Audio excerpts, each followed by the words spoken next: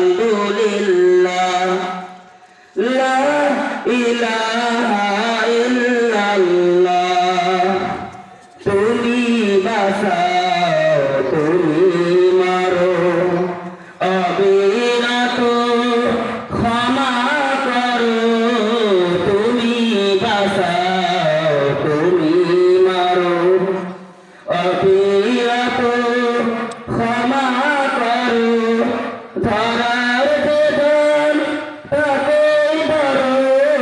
ধরার বেদন তাকেই ধরো